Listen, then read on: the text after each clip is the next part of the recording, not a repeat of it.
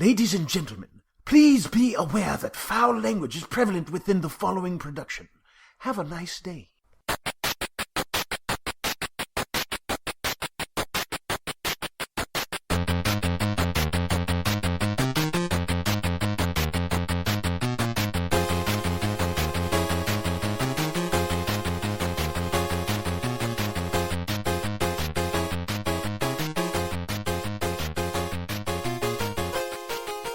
Hey everybody, welcome back to the Offenders Podcast. As always, I'm Kyle, joined by my co-host, Evan. And joined by our other co-host, Shane. And once again, I'm unjoined. We're all joined together in the oneness that is humanity, brother. We're all That is the one. internet. That is the internet. And speaking of joined together, I went on a date with a beautiful woman. Oh shit, did you wind up joined together with her? I wish. Because if you you spray had... with a water hose? Damn it, that's where I was going. I knew it! Cut you off, Kyle. I'm joke blocking. You'll rip its dick off. Alright, continue.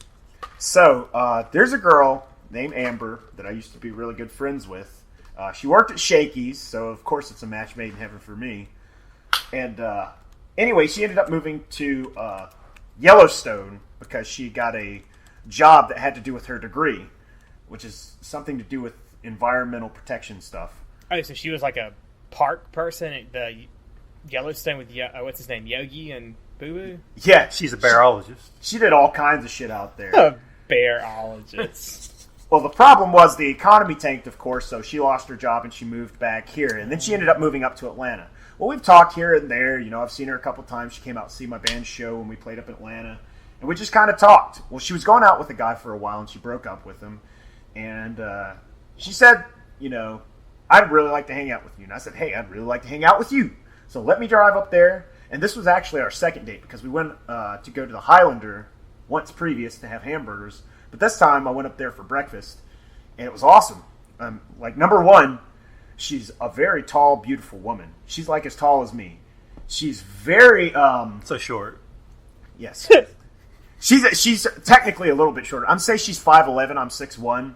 Of course, she's not tall compared to Shane, who is 6'7". Yeah, I was about to say, what? 5'11" and 6'1", that's tall. That's taller than me. And then I was like, oh wait, this is Shane. He's like 20 feet tall.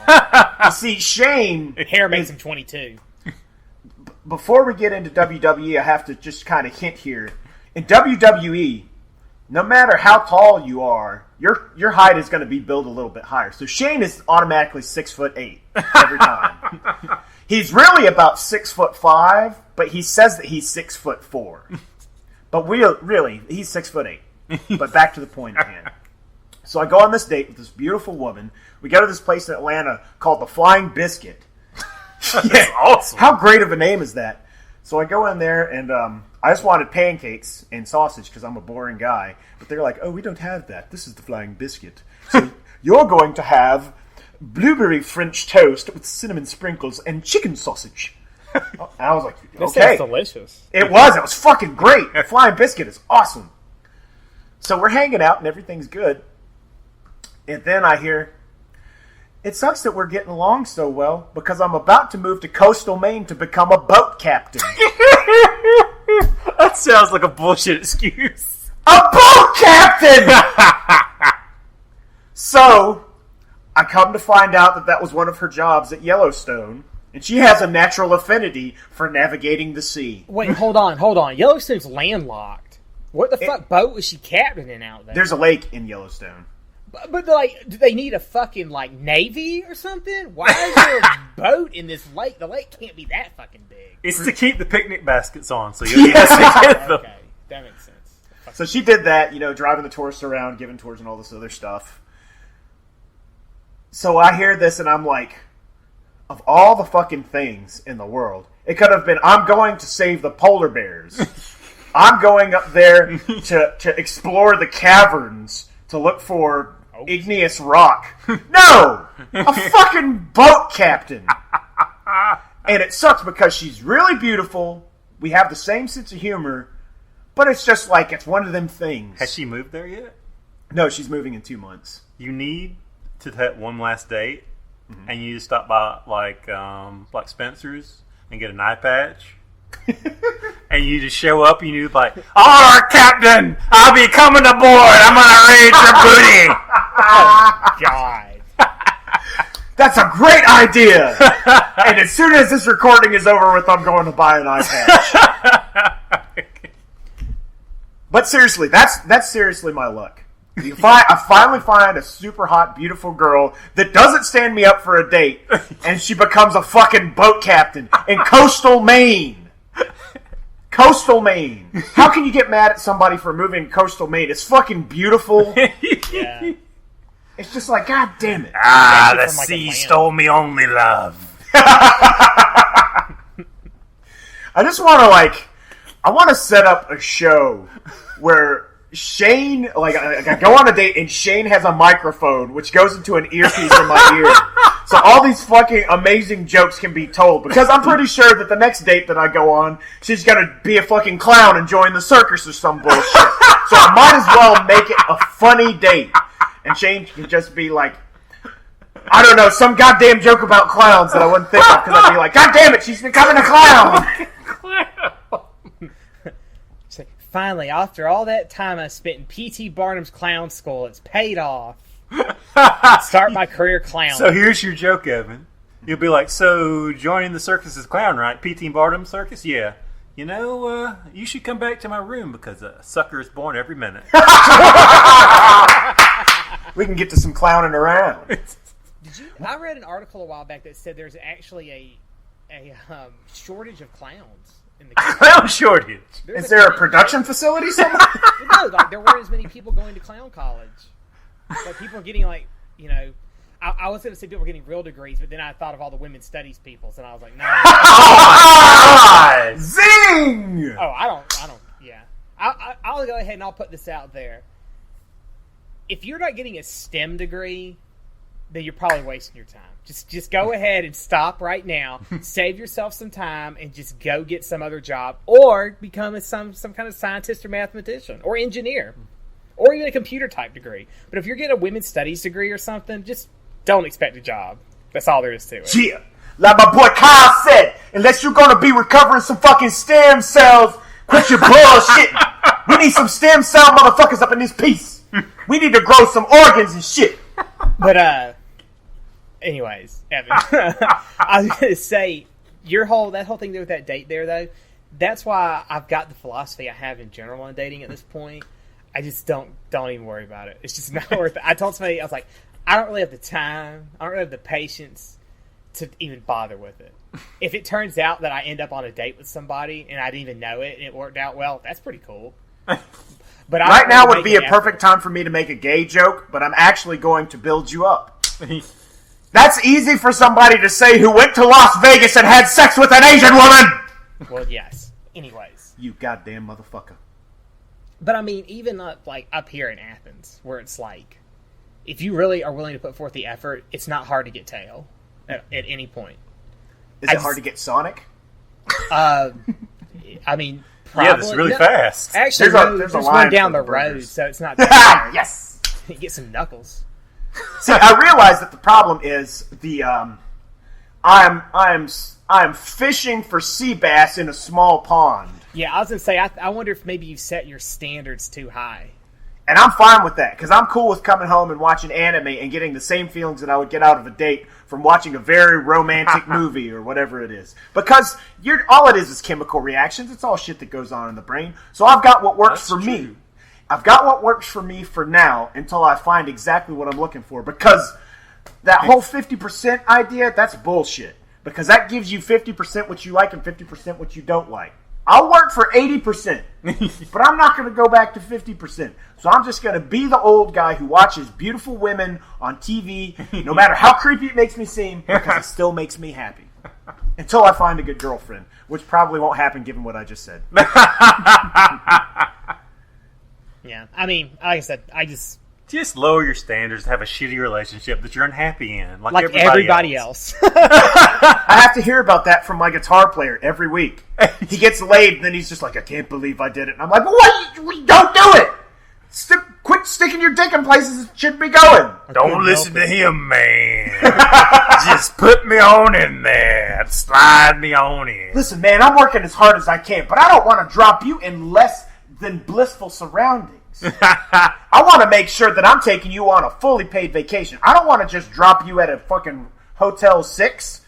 5-second rule, man. If you can pull up with it for 5 seconds, but slide me on in. Slide me on in.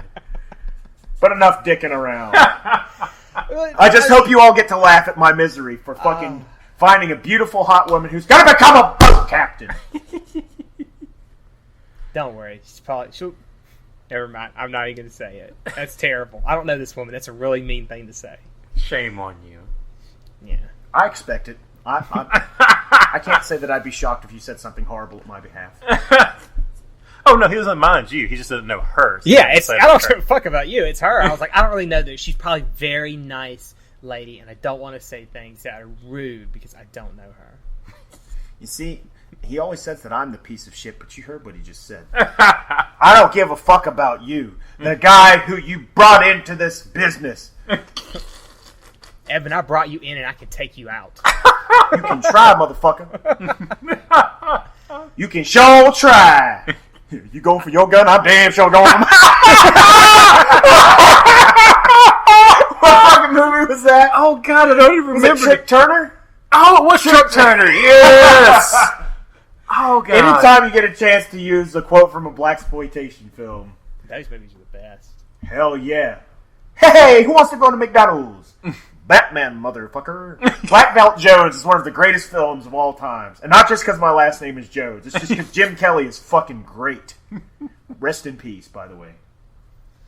Remember when he was in Enter the Dragon? He was like, man, you come right out of a comic book. I was like, he does. You know, the Boondocks parodied that whole thing, too. Yeah, he had his own character, didn't he? Yeah, it was his name was something Jones, too, but I don't remember what it was. But yeah. But they parody a lot of that stuff. I mean, like, even the fighting, like, you can see scenes, it's like, wow, this is taken right from a Bruce Lee film. So... There's a guy in NXT now named Xavier something who used to be Consequences Creed in TNA, and he looks just like Jim Kelly. He's got the big old afro. He can fight like a motherfucker. Speaking of which, time for the segue. A really, really good friend of mine from back in my old job named Keith let me borrow his pass to the WWE Network, which we talked about at length on a previous episode. Do you remember what number that was? Nope. No, but I'll find it and I'll post it in here. But truthfully, that was like our build-up to it because we had heard about it. So this is, you know, now that Evan's seen it and we've kind of heard some more about it, we want to talk about it again. So I'll just kind of give you a brief statement, then we're going to go through it live. Well, it'll be recorded, but it's going to be happening as we're recording this. Fuck it, we'll do it live. Live, fuck it! We'll cut it and I'll do it live! Can't do it. Anyway, back to the point.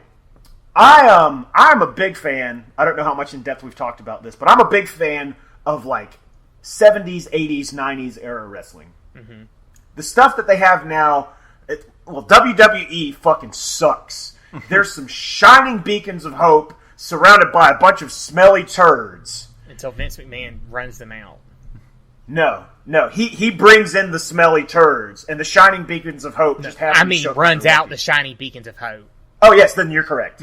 But I haven't seriously sat down and watched a WWE event since I think maybe 3 WrestleManias ago. Whichever one where The Rock beat John Cena, and that was one of my happiest moments in the last 10 years of wrestling. TNA is not much better. Now that everybody's left it, it's just, I'm pretty sure it's going to go under. Jeff Jarrett's building Global Force Wrestling, which should be awesome, because he's pulling from CMLL, which is the top luchador fed in Mexico, and New Japan Pro Wrestling, as well as Inoki Pro Wrestling, IGP, I think. So he's pulling people from all over the world that are just the fucking best in their field. So no matter how much he personally stinks it up, it's going to be full of fucking outstanding wrestlers. Because Jeff Jarrett, he's one of those guys, me personally, like, you have your heels that you just love to hate because they're just such bastards. They're rule breakers. Like, back in the day when the Four Horsemen broke Dusty Rhodes' arm. You know, you're like, you motherfuckers, that's his arm! You know, that's somebody you love to hate. But Jeff Jarrett just sounds like some angry old woman who nobody listens to, so he talks twice as much as he needs to. Listen up, slap nuts. Don't piss me off. The thing with that is spot on to his voice. That's so terrible. The problem with Jeff Jarrett too, with him making this new federation, is like he does. It's not like this is his first thing. He does this. It's like he goes, creates a federation, and then it builds up, and then it's kind of mediocres out. They run him off because I think he's kind of a shit ass that no one likes, and he just goes and does another one. It's like, so I mean, I don't understand why people get so excited that he's doing this again. Because hopefully, unlike the last one, this will contain. The problem with TNA was they got bought out. And the people that bought them out changed up everything. When Jeff Jarrett was running it, his dad was a huge booker back in the day. And so he kind of knows what he's doing. Like, if you look at, like, the X Division stuff they did, even just, bringing over Rob Van Dam and all that stuff, they had some great, like, the Motor City Machine Guns, the 5 matches that they had with Beer Money, that's some of the finest wrestling I've seen in my entire life. So they had a good product. But whatever Jeff Jarrett fucking does with his time, he also spends all of his money doing it, so he fucks himself up. So hopefully this time, what I'm getting to is the people that buy him out will not be Dixie Carter's father, who is a fucking douchebag piece of shit and doesn't know anything, insists his fucking daughter be on TV, and ruins it. So hopefully this time it'll be somebody else, like maybe Inoki will buy it, and then it'll just be fucking awesome. Isn't Toby Keith one of the people who are backing him with it? That's what the rumors have said, because he was the reason they say that is he tried to buy TNA previously, but they didn't want to sell it to him. And Jeff Jarrett and he are really close friends, so it would make sense. All signs point to yes if I were an 8-ball. But back to the point. So I'm a big fan of old school wrestling. And the reason that I would even consider the WWE Network is because of the list of classics they have. They own WCW, WCCW, ECW, you name it. So they have all this great old school stuff. So today, I decided, since we were going to talk about it on the podcast, to look up a couple of really good matches. Just some kind of random stuff that I had heard about and forgotten about from my childhood. So I looked at the first Saturday night's main event, which was like Monday Night Raw for the 80s on Saturdays. And it was great. There was some tag team matches that had the first episode of Piper's Pit. Oh, wow. Like him and Cowboy Bob Orton were talking shit to Paul, Mr. Wonderful, Orndorff. And it was on Mother's Day, and like Junkyard Dog brought his mom out, and they were like dancing in the ring. And oh man, hold on, I don't want to fuck this guy's name up. But the guy he fought was like one of the greatest comedic heels that I had seen, and it just goes to show you how good the classics are.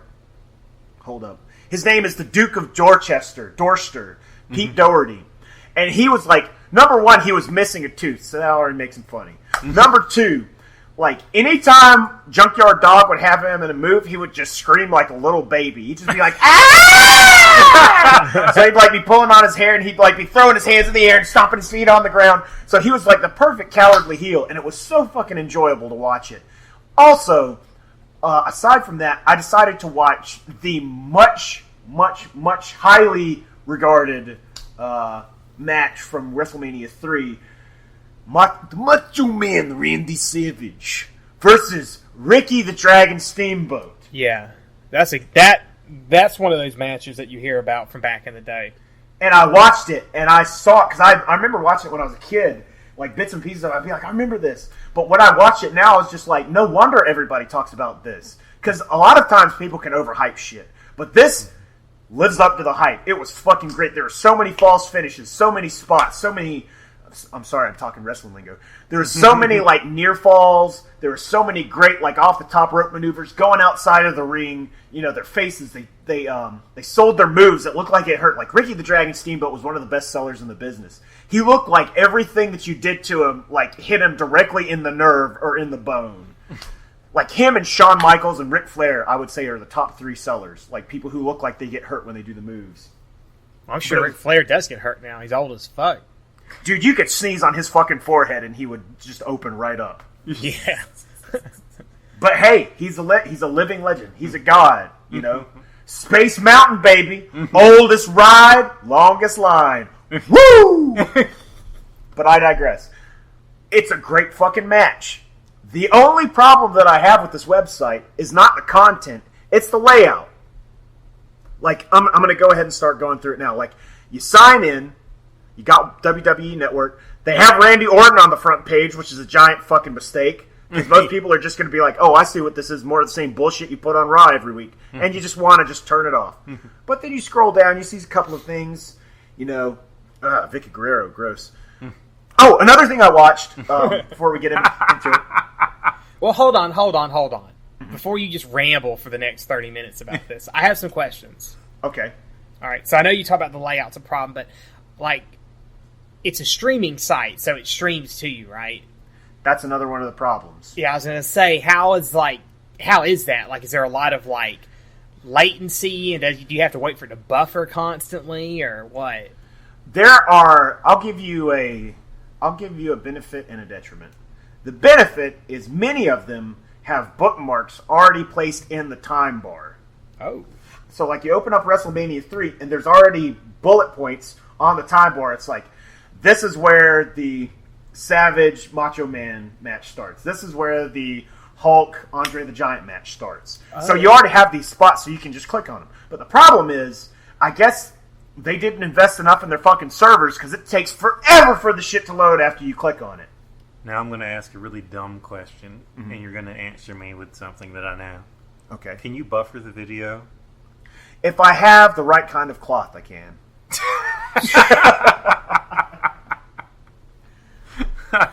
What do you think my answer is going to be, since you already knew it? I assume it's going to be no. Like, YouTube used to let you buffer a whole video, but it doesn't anymore. No. I've only watched 3 things on here. I've watched the WrestleMania, the Saturday night main event, and the NXT. And all of those, like the NXT, I didn't jump around. It was top quality. The picture quality was outstanding. It didn't fluctuate like Netflix or HBO Go, where it looks really great for 1 minute, then it looks like absolute Atari fucking 2-bit shit the next minute. But when you do jump around, and since I only looked at these 3 things, it could just be the time of day that I was looking at them. But it seemed like it was a little too choppy and slow for something that should have been, run by the fucking McMahon business, on the spot. But I promise I'm not going to ramble, but I do have to make a really quick point. NXT. I'd heard a lot about NXT from a lot of people saying that's a newer show, right? I mean, because I haven't kept up with. Okay. NXT is like a developmental territory.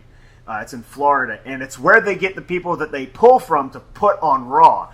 The main reason that I decided to give it a shot was because I found out that one of Shane and I's favorite wrestlers, Steven Regal, a.k.a. Lord William Regal, has a big hand in everything that goes on, from the training to the commentary to just all around, in the facility. He's one of the main guys. So I was like, well, William Regal is fucking outstanding in everything he does, so I'll give it a shot.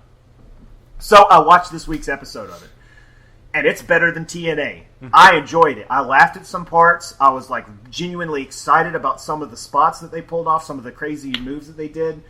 Some of the personalities fell a little flat. Some of them were outstanding. But I cannot say enthusiastically enough how much better it is than WWE Raw. But these guys in this are also like up and coming, you said, like newer guys. So maybe their personalities aren't there because they're still kind of flushing out how to be that. I guess, actually, to have a personality for this, or? Yes. Okay. But here's the thing. A fucking saying that I stole from Shane. Here's the thing. A lot of the people on there are better than the already established personalities on WWE Raw. Because you have a lot of fucking... much. Exactly. But if the place where you're pulling your talent from, when it graduates, go to a place where it becomes more lackluster, you've got a problem. Well, I think part of that, too, is that, like... creative. Well, it's not just that. It's money. And you have to remember, Vince McMahon's behind this, so it's always about money. He's got money, and if you don't really consider this, but, like, people like John Cena, he has money invested in John Cena. All the time and effort and stuff he's put into building him up. Hate him as much as you want to fucking hate him. Vince McMahon's gonna... There are people who still love him, and if people didn't, then Vince McMahon wouldn't keep bringing him back and just doing shit with him. And so he probably thinks, like, well, these guys might technically be better, but I've got more money invested in these people, and they're still bringing it in. And until they don't bring it in, then I'll just leave it, and I can try to bring other people up. And maybe one of these guys will take off. Maybe one of them won't. And that's probably why they don't do it. That's close except for one point. Daniel Bryan. Everybody and their fucking mother is behind Daniel Bryan. And they shit on him for about 2 years straight. Regardless of how many people showed up, bought his t-shirts, they grew organically. Like, a lot of times in wrestling, they'll pass out signs. They'll be like, you need to cheer for this guy. But the Daniel Bryan fans are the ones that had stayed on from Chikara, from Japan, from Ring of Honor. So he already went there with a load of hype that was well-deserved because he's an outstanding wrestler, like a tip of the hat to Dean Malenko's, Chris Benoit's. Mm-hmm. And they did not put him over until this last WrestleMania. And they had put him through so much shit that he had to give his fucking belt up because he was too injured to fucking enjoy his own belt. He had to get neck surgery. He had shoulder problems. So now he's been taken off the program indefinitely. But back to NXT. The one problem I had with the entire show that I just could not get past was the commentary. Like, you listen to WrestleMania 3 with Gorilla Monsoon, Jesse the Body Ventura, I would say either him and Bobby the Brain Heenan are neck and neck for the greatest color commentary of all time. Bobby the Brain Heenan, I would never forget as a child listening to him, and just he was great. He was amazing to listen to. That dude could have been on Saturday Night Live. They were talking about him on the Stone Cold Steve Austin podcast, which I've been listening to at work a lot. They're like, he could have been on Saturday Night Live if he would have had a chance. He's that funny. He's that quick. He's that witty. And, like, you just listen to the shit that he says, and it's like, he's a comedic genius. Why is he in wrestling? And it turns out that he could wrestle better than most of the people there. He just didn't do it because he enjoyed being a manager and being on the mic. Well, he wrestled at one point, though, didn't he? He actually was a wrestler back in the day. For a little while, yeah. Yeah. Mm-hmm. But, I mean, you go back and you listen to, like, how precise, Gorilla Monsoon and Jesse the Body Ventura were. Because it's like, everything that Monsoon would set up for the face, the baby face, Jesse the Body Ventura would come back and use it 5 minutes later when the heel would do his thing. It's like, if the guy ran out of the ring, the face ran out of the ring, it's like, he's making a strategic move, and then Jesse the Body would be like, he's cowardly, he's making a retreat. And then as soon as the heel would go out, he's like, that's so strategic. And it's like, damn, that's fucking genius. But these guys, it was like Prince Albert, who's just fucking boring as shit. I don't know why he was even still in wrestling. And then you had some woman who I'd never heard of, and then like some just whitewashed, generic guy, doing the normal commentary. But I mean, like, TNA, when it was going, they had Taz. Taz was a great fucking outstanding wrestler and an excellent color commentary guy because he was really funny. Good. He's really funny. He knows the moves, and he was a heel. So it's like, if WWE's NXT division would just change their commentary, I think that I would probably watch that all the fucking time. I'll probably still watch it. Me and Evan are available. Yeah, for shit. And if we're not available, Gino Valentino and Maestro Austin the Kick-Ass will show up, no fucking problem. You don't even have to pay us. Just let us have some chicken wings from the green room. I mean, let them have some chicken wings. No, let us have the chicken wings for bringing them there. Yes, we're going to sit in the back while they commentate. I think when I was growing up, I remember for the longest time it was always Gorilla Monsoon and Bobby the Brain Heenan doing all the commentary for WWE, and it was just, WWF or whatever it was. And they were so good. I think they were an amazing team together when they were on mic. Yep, without a doubt, 100%. They were a true 5-star guys, 5 stars. And then after them, I always remember Jerry the King Lawler and Jim Ross. They were good together too. They were. They're really good. Side note, I am loving this recent internet meme of Jim Ross doing commentary over just random shit on the internet. Like the World Cup and like video games. Oh my god. They're dead. He's dead. They're dead. You son of a bitch! Why? Tell me why! So, back to the WWE Network stuff on there. So, like, I'm gonna all this old stuff on there, right? So, like, I want to watch, like, a SummerSlam from, like, 1989, I think was the first pay-per-view I ever saw. You could just pull that up. You just search their site and it comes up, or what? I'm going to go through it with you right now. So, okay. I'm on the front page with stupid-ass Randy Orton on the front. I'm going to go up and I'm going to click shows. I don't even have to click it. It's flash. So, we go over and it's got pay-per-views on one side, and then it's got shows on the other one. So we're going to go to pay-per-views, WWE. Click on that. Then it's got all the different... There's another sub-box. Hell yeah, Daniel Bryan on the fucking page. They've got WWE, WCW, and ECW. And then under that is a sub-menu of all the different pay-per-views for each of the companies. Mm-hmm. So which one did you say you wanted to watch? Let's look at SummerSlam. SummerSlam. Okay. It's alphabetical. SummerSlam. There we go. I've clicked on SummerSlam. Now there's a fucking roller coaster picture. So I'm gonna go down. Let's see. Okay, so we've got starting with 2013, and it goes all the way back to 1988. All right, so 1989 was the one I remember watching. So you can just click it, and it just comes up. I'm going to click it. Look how fucking great that picture is. Hulk Hogan looks like a Fist of the North Star character. He's got like 7,000 muscles. So we clicked it. It's loaded. Okay, it's coming up now. There it is. There's SummerSlam. Okay, so we're watching it. Man, I just don't even want to do a podcast anymore. But so, and then like some of them you say have bookmarks. So like if you want to go to a match, you could. Is that one of the ones? Or Brain Busters versus Heart Foundation. First one. Second one. Arn Anderson delivers a double axe handle. Third. Honky Tonk Man versus Dusty Rhodes. Fuck yes! Yeah! There's the shake! There's the rattle! There's the roll! Yep. There's Jesse the If Body. you will. Tony Schiavone. Tony Schiavone, yep. He's got a mullet like a motherfucker. Look at that shit. They can't because All right. they can't see it. That's right, but we can look at it. So let me skip to. We're going to skip directly to Ravishing Rick Rude versus the Ultimate Warrior. Yep. I remember that was the main event, wasn't That it? was quick. That jumped quick as a motherfucker. Look how, man, I miss the Ultimate Warrior already. He's counting. He looks like a fucking Powell Peralta skateboard from 1995, 1987 with all those neon colors. Then fighting Bret Heenan. Okay, let's go to the next one. Ultimate Warrior, big splash on Rick Rude. So wow, they even have it like bookmarked down to like different actions that take place during it. The big moves, yeah. There's Hercules and Hulk Hogan. Forgotten about Hercules. Me too. Okay, so that now in direct contrast to the previous experience, these are moving pretty fast. So let's try another one. Let's go to Vault. See if they got some WCCW. Got some really old shit. Here we go. We're gonna pull this one up. Wonder if these have bookmarks. I mean, I was going to ask, could you search by like events? Like, I want to see the founding of the NWO. Could I search that and that pop up? Yes, there's a button up here that says search, and then it brings up a search box. So we're going to type NWO. NWO, not NWI. God, NWO. The New World International Factions. Eddie Guerrero wins a frog splash. NWO the Revolution. So it looks like there's a lot of things that come back. It's like it just looks for the term NWO, but Okay. That might have been it. The Revolution. we'll click on this and see what this brings up. This is probably like a special on it, maybe a DVD that they released. Oh, wow. So even that stuff's on there?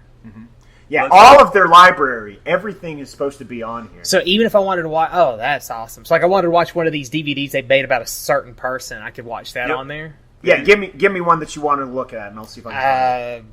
I don't know. They did one on... who's a good person they had one on? I'm sure they had one on Mick Foley. Mick Foley.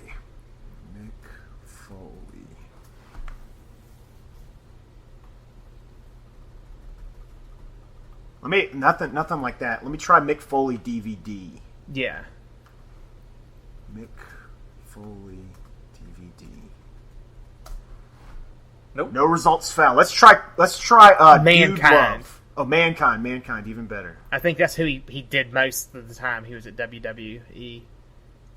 Now it looks like these are just matches. So let me try and go to, let's see, originals. I guess that would be it. WWE Hall of Fame. No. In ring. Maybe they don't have those. Maybe they only have some of them. Okay, so let's see. So while you're looking that up, here's another question for you. So the NXT you watched, was that like the one from this week? Yeah. So you can now, do you know how early you can watch those? Like, can you watch them like when they're being aired or right after they're aired or what? I think they stream live. Oh. That's pretty cool. Mm-hmm. What about pay-per-views? Same thing? Yes, those are going to be coming straight up like on your mobile phone, your computer, however you want to have it set up. These are pay-per-views. It is a little confusing. The layout's a little confusing because I should have been able to find the DVD just by typing Mick Foley DVD. Let me think. Jake the Snake Roberts had a DVD. You know Yeah. what? Just type DVD and see if there's any such thing. DVD. It'll pull up any of them. Nope. No results were found for that term. I told Okay, you. They let's might try- not have those. Jake the Snake Roberts. No, they had the NWO DVD was what we just Well, looked that's at. true. You might have to know the name of the DVD. Yeah. So I'll tell you what. This is going to be the last thing I do to look for it. I'm gonna see what the name of the Jake the Snake Roberts DVD is. Okay. Now it's Let's do- $9.99 a month, right? If I remember correctly. Yes. Okay. If you're going to watch a lot of wrestling, I suppose it's worth it.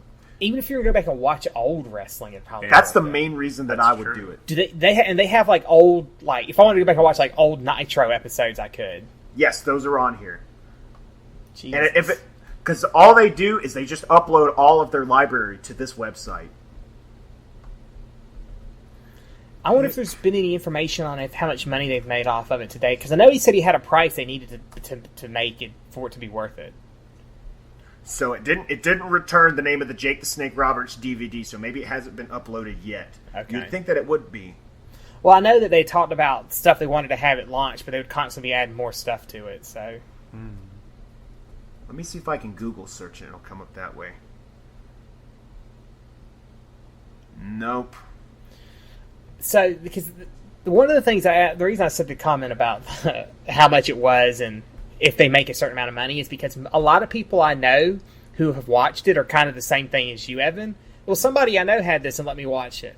So I'm like, well, how many people have actually paid for it? Yeah, right? And I think that's a problem because twice now McMahon has had press conferences where he had to come out and say that he's lost money and he's fired people.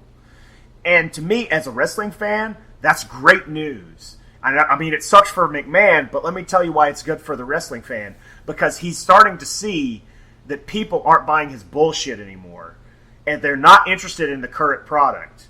So hopefully, with stuff like this happening, he'll see that they need to kind of go back to an era where they had different people that enjoyed it and stop aiming towards the old lady, young, boy demographic.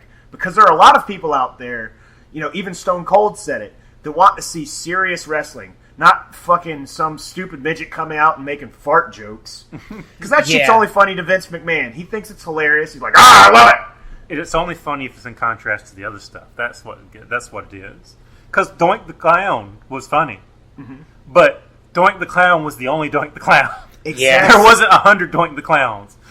You had the other Honky thing- Tonk Man, who was a silly character, but wrestled like a fucking genius. Yes. And that's the thing, is that you had these people, even Doink the Clown wasn't a bad wrestler. Yeah. That's true. He was pretty good. Or what was it, Erwin R. Shyster, IRS? He was pretty good, too. But Mike he was a joke Rotundo. character. Yeah, I saw him on the Saturday Night Main Event today. And so I think, if he, so hate Vince McMahon as much as you want, he is a businessman. So he kind of knows things. I would like to hope that what he sees from the WWE Network is probably behind the scenes. They're running analytics. That would make sense. And they see that people are watching all this old shit. And maybe we realize, wow, people really want to watch these old type of matches. Maybe we should start doing those again. And maybe we could get fans again. I would hope so, because that's exactly what needs to happen. Because I know, for fuck's sake, I am not the only old guy saying, remember when wrestling was great? Yeah. I mean, That's like half of my friends. I remember that when me and Frank would go over to your house, we'd all watch wrestling. Dude, it was so great. We would watch Monday Night Raw, and then immediately we would watch the replay of WCW Nitro. Yep. It'd be like from 8 p.m. until like 2 a.m., nothing but wrestling. Nothing but wrestling. That was Yeah. like the greatest thing in the week. I remember that. I remember doing that too. I remember being in high school and like Tuesday mornings were so amazing because Tuesday mornings you would get there and you'd be half fucking asleep because you had stayed up all night watching wrestling. But you would get there and you'd be so happy to talk about everything because that was when the NWO was going on, and then you had all this. Then you had the like Generation X and stuff like that happening too, and so like it was fun to get up and go talk about it. But I'll never forget that day. Or WCW Nitro comes on, it's like, where's Nitro? It's not on. And then you turn to Raw, and it's like, yeah, Vince McMahon just bought WCW, and they're off the air. I was like, Oh! yeah, I'm done. I literally was like, okay, I didn't watch wrestling after that. I wanted to be excited, man. I wanted to be like, okay, so now all the good people from WCW are going to WWE. Nope. Vince McMahon won. That's what I saw it as. Well, he won. Game over. And I remember when TNA started, I watched it, and it wasn't bad, but I just couldn't get back into it. But like, I think I'd be willing to spend the $10 to watch all this old stuff, because some of that, like, I remember, what was it called before it was Raw? It was Raw than the Warzone. There was something before it, when it was always on Monday nights. It would come on USA, but it was before they called it Raw. Superstars. Yeah. I remember watching that, because it was like, I don't think it was live back then. It would be like they recorded the matches, and then like they would come, they would have the commentary, and then they would cut back to like a studio, and Gorilla Monsoon and Bobby the Brain would talk about it. Mm-hmm. And I remember watching those, and then they had the Saturday morning stuff too, and all that. And another point is wrestling has changed so much just in the last 10, 15 years. Because, I mean, you look back in the day, there were time limits. You couldn't hit people with a closed fist. You could still do chair shots, which I'm glad they took out chair shots because that fucks people up to no end. But, I mean, now it's hard for a heel to get over because there's no rules to break. That's true. So how do you establish somebody as a heel? He has to be a real piece of shit. He's got to have a mean streak. He's got to be unrelenting in his attack. He's got to be cowardly when the face is coming after him. But now everybody's just kind of these in-between characters. And when you do have people, the closest thing that they have to heels would be like The Miz, who's just like a dumbass. He's some douchebag, He's just a bro. Exactly. That's why everybody hates him. It's because he's a fucking bro. And that's not like... Because, like, if you went back in the day and you would see, like, Kevin Sullivan and, like, all of the people that he had around him, like, when the Giant first came out, and, even, like Demolition... they were fucking terrifying when I was a kid. They just had spikes everywhere and this fucking blood on their face. They were bad guys. But nowadays, it's just more like, oh, here's that big fat guy who dresses like he's, a dancer, and he comes out and he dances, and then he wrestles a little bit and gets a win. It's like, that's not even... Lord Steven Regal was like the king of the heels to me. Let's just talk about Steven Regal for a minute. Go ahead. Because like, he had his like his fancy British attitude when he first came out and stuff like that. And then he was a really, really good wrestler. And nothing makes you hate somebody more than someone who's an asshole, and then he's really good at what he does too. Yeah. Because then you can't if they suck, you're just like, no, nobody gives a fuck about this guy because he sucks. Mm-hmm. But when they're good, it's like, oh god, I hate this asshole. He would pull so many fucking crazy moves, like step over toe holds, and like Romero specials and shit. And it's just like, it's crazy because nobody really did that. And he had the tag team partner. I can't remember his name. Was it Chris something? They were the Blue Bloods, right? Yes. So they came out and he had his little walk where he shook his hands. And, he was just really good at all of his promos. He was very quiet. But everything he said was just unabashedly shitty. That's really what he talks about. That's how he talks too. Quiet. He talks like that normally. Exactly. It was so great. It's like, there's such a... Like, one of the guys they have in WWE that has such potential is Damian Sandow. Have you ever seen him, Kyle? No. Have you seen him, Shane? Okay. So, do you guys remember The Genius? Yeah. Yes. Kind of like that. He's a guy who is just so much better than everybody else. He's come here to enlighten us, to save us, to teach us culture, because we're nothing but a bunch of ignorant buffoons. So he has to show up to all these, these lowlifes, and the thing that makes it great is like he's very esteemed, he's very intellectual, and then he wears pink trunks, and everybody gives him shit about it. So it's just like he's a great character, but they just bury him. He's so funny. He's really good on the mic. He's a great wrestler, but they never give him the time of day. And there's a lot of people like that. Like they fired Evan Bourne, a great high flyer, not biased because of his name, as you might think. I mean, like Santino Marella was a great character. He used to be a mixed martial artist. He recently just retired because of injuries, but another guy who just never really got a push because he was silly, Just kind of thinking about it, like professional wrestling is a lot like stand-up comedy. Mm-hmm. It's certain people, you get out there, and there are certain people who are amazing wrestlers, right? And they're great at what they do. And if you asked other wrestlers, like behind the scenes and stuff, they'd be like, yeah, he was probably one of the greatest. But the average person has no clue who they are, who watch wrestling, because they never made it out there because for some reason they just didn't click with the fans, or the people in charge, the ones who are running the show, just didn't like them enough to give them that push. And that happens in stand-up comedy a lot. Like, you'll talk to, like, these old-school comedians. They'll mention people no one's ever heard of. And they're like... And as soon as they mention all the comedians during that time will be like, that is amazing. You know, he was the greatest comedian that never left, like, working in bars that had 10 people in them. You know? And I think that's a lot like that. Because a lot of these wrestlers now... You know, like, truthfully... Like I said, once again, John Cena is the one that always comes to mind because he's the one I always hear about.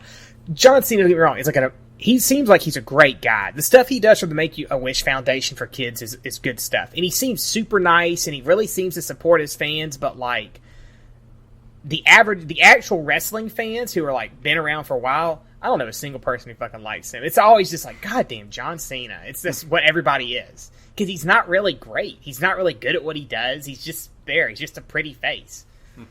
I agree 100% with everything that you said about him as a person. And I recently found out within the last couple of months, thanks to Mondo, that he's a huge Fist of the North Star character, which makes me think that we would probably be friends. However, his character is so goddamn lame and reminds me of every douchebag rich white kid who wanted to be a hip-hop artist that I had to deal with. It's just like, I don't even get it. Now, his mic work leaves a lot to be desired, too. He's like the Kmart version of The Rock. Like, his jokes are almost funny. But it's like, God damn it, you're so close. And it pisses me off that you didn't do it right. But the thing is, he's a really good person, but his 5 moves of doom are enough to keep the people who just watch it because they think, you know, oh, he has funny shirts. Or or the old ladies who like him for the same reason that old women like Twilight. You know. That's just enough to get them to show up to keep giving their money.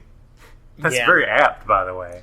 What? Because I hear about Twilight vampires. That's not a goddamn vampire. That's not a real vampire. Exactly. Real vampires are like Dracula. You know, another thing, too, if you think about it, like, think about how most of the wrestlers looked back, like, in the 80s and the 90s. And then think about how, like, they all look now. Like, the guys now, to me, they're not what real people look like. Yeah, they just look like steroid freaks. Exactly. And the people back then, there were a few that looked like that, and you know what? They were steroid freaks. That's why. But you had guys like Big John Studd, who was just a big-ass motherfucker that looked like a Viking. Yeah. He had a hairy-ass chest, he had a barrel gut, but he also had big arms, and he threw people around like they were fucking rag dolls. Yep. And you have, like, what's that guy's name?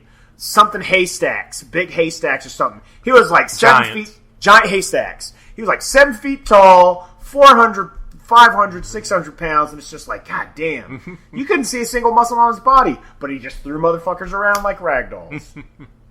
I think it would be great with the WWE Network to, like, go back and figure out when the whole, like, find an era of wrestling that you enjoyed. Like, for me, it would probably be WCW during the NWO era. Like, when it started. Late 96, early 97. Yeah, basically until it went away.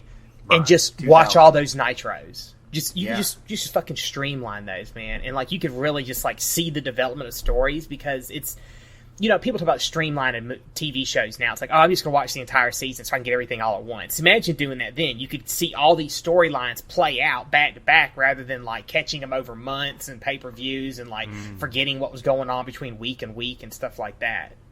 So... You could that's what I'm going to do this week. Like, every time when I eat my breakfast and I wait for my food to digest before I run, I'm going to watch an episode of something on the WWE Network. Yeah, because if you really think about it, you could also probably go back and see, like, a great example. Go back and watch the Cannonball Kid was what he was originally called? Or the 1-2-3 Kid? Oh. Yeah, 1-2-3 Kid. Yeah, go back and watch him, because that's X-Pac.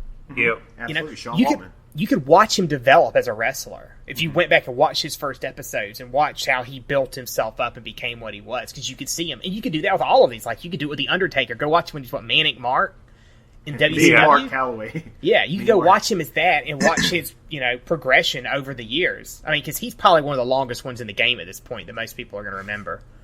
Speaking of which... Oh, wait a minute. Point of trivia. Me and the 1-2-3 Kid, X-Pac, are the same height.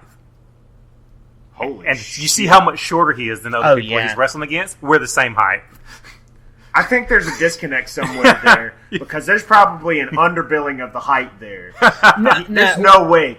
No, I think it's accurate. And I think part of that's, too, it goes back to the whole we talk about how if you think about their muscular structures change, too, they've also started getting people that are taller in different structures over the years. It's not just wrestling either. Other sports are like that. Like, go look at professional basketball players in the 70s and compare their heights and weights to professional basketball players now. It's like dramatically different. Mm-hmm. People are, because they're basically breeding freaks to play these sports, is what it comes down to. Yep. The only one where it hasn't changed is baseball, because baseball's not a fucking sport, it's a goddamn hobby. It's just sit on your ass and hope a ball comes to you, otherwise just stand there and do nothing. Wait till your chance to go hit the fucking ball. Tell that to the pitcher who throws his No, the arm out of pitcher's the socket. exception. Yeah, he's the only one. Like, he's probably the most athletic person on the team. Him and the catcher, because the catcher's knees usually get like. Most catchers leave baseball with fucking no cartilage in their knees because they're just crouched down constantly. But yeah, I bet I could see him being Shane's height and everybody else being, that much taller. One last thing I want to say, and then we'll switch over to the next story. Well, I will probably just end here because we've been going a while. Okay, one last thing I want to say is this. I have not seen one positive response from the streak ending at WrestleMania to Brock Lesnar. I would be willing to bet money, good hard-earned money, that there would have been loads of positive responses if he would have ended it with Shawn Michaels, if he would have ended it with Triple H to CM Punk, anybody but Brock Lesnar. Because let me tell you why that's insulting. And this comes straight from the mouth of people who are part of the business. Yeah. Brock Lesnar is a fucking part-timer. He turned his back on the business, he went to MMA, and then he came back, and he doesn't even work full-time. Undertaker doesn't work full-time because he fucking earned it by carrying the entire locker room for the fucking 80s, for the 90s. Ever since he's been there, he's like the coach of the back room. So he deserves to work part-time. Well, Brock yeah. Lesnar's just a big fucking human penis that shows up because Vince McMahon has a hard-on for tall, muscular guys, and he ended the fucking streak. Nobody wanted to see that. Everybody wanted to see The Undertaker retire undefeated, put the belt down in the ring, and walk out and retire.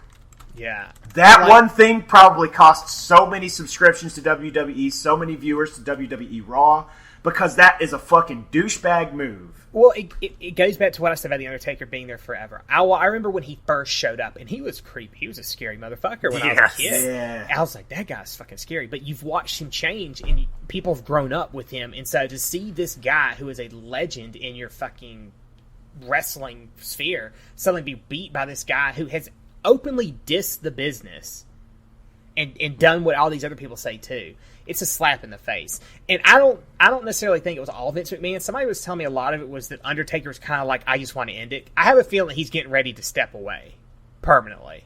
And they are He's friends. old. I know Yeah. that they are friends. No. But still, though, God, of all the fucking... I would have been fine with Doink the Clown ending the fucking thing. But it's impossible because he's dead. Rest in peace, Doink the Clown. Matt, what's your name? I can't remember your name. That would be one hell of a pay-per-view. Dude, if dead Doink the Clown came back from the grave and defeated The Undertaker, How much sense would that make? that would be fucking fantastic. Why aren't we the creative team for WWE? We can write a better fucking show than they can. Oh, well, I think that's the problem is there's more writers than wrestlers there now anyways. It's They like get people out of college who have no fucking time in the business, have no idea how wrestling works, and then they just write storylines.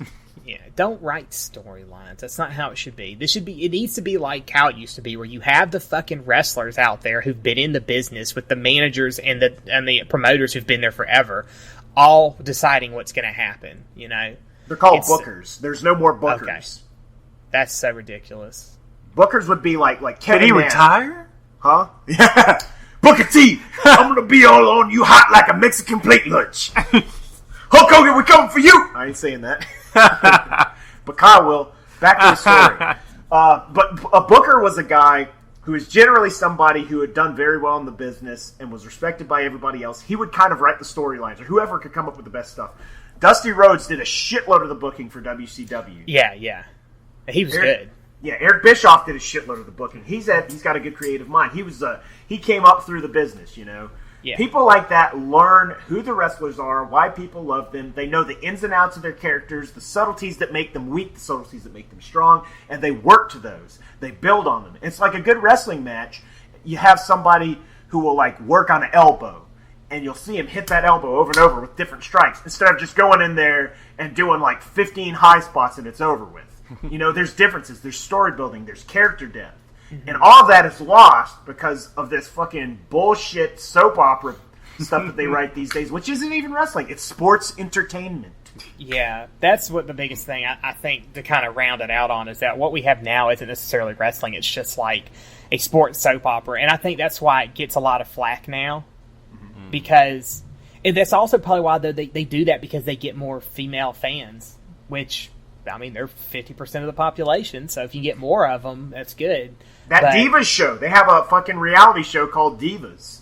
And people fucking watch that like nobody's business. Fucking reality TV show. Yeah, I don't. That's a whole conversation for another show. But They do have a good one that's called Legends House, which had like Rowdy Roddy Piper and Jake the Snake Roberts and a whole bunch of other people living together. I'd watch that because that shit's going to be funny. Was it Jake the Snake prior to his DDP intervention? I'm just pulling names out of my ass. I know Rowdy Roddy Piper was on there, but I don't know who else was. But I would watch that. I think Superfly Jimmy Snuka was on there too. Oh, that reminds me of the DDP Yoga. Have you seen that? Have you done it? I did it. Yeah. It's hard as a motherfucker. It's crazy. Yeah, somebody told me it's hard, but like once you get going with it, it's not that. It's really good. Because, I mean, he knows his shit. Mm-hmm. He really does. Somebody sent it to me. I was thinking about starting it up. I was just imagining, I was like, now just stretch down to I can't. Just stretch down. I can't. He just grabs you in a diamond cutter and pulls your wrist way down. Bang! Now you can. He has a move called the diamond cutter in yoga. It's great. Of course. It's really fun to watch too, because he'll do it. He'll be like, "All right, 5 more seconds. Come on, 5 more seconds. All right, self high five. Way to go." Yeah, it's the little clips I've seen. It's very much. You start to realize that he was just playing himself when he was wrestling. He wasn't an act. That was Diamond Dallas Page. He's great. But yeah, I think so. Evan, here we go. You're not paying for it now, but do you think will you pay for the WWE Network at some point? Is it worth it to you for $10 a month? If I had the expendable income, because I just had to let go of Netflix, and I listen to Spotify every day at work, and I don't even want to pay for that shit. But if I had 20 extra bucks every month, I would pay for Spotify and I would pay for the WWE Network. Cool. I think that's, I mean, most people I've spoken with who have any kind of interaction with it, either, if it was free or even if they did pay for it to try it out, they're all like, yeah, it's worth it. If you're an old school fan, because you can go back and you can just relive those glory moments of wrestling. You can, if you hear people talk about these classic matches, like in some of these interviews now, you could be like, I've never seen that. Let me go back. Boom, you go back and watch it, If like I could just pay the $10 Steamboat. to start it, if I could just pay $10 to start it and do it, I would. But I think you still have to do 6 months up front, which is why I haven't done it. Oh, okay. But if I just had to pay $10 to start, I would probably do it anyway. Cool. Because then I could just listen to wrestling at work all day. I don't even have to watch it. Oh, man, that would be pretty good. Mm-hmm. All right, then. Well, I think that's going to wrap it up. Get to talk after talking to another whole episode of classic wrestling and hating on modern wrestling. So, if you want to send us any questions or anything to talk about, you can email us at offenderspodcast@gmail.com.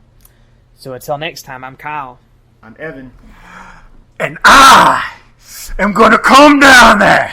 And I'm going to pick you up. And I'm going to break you.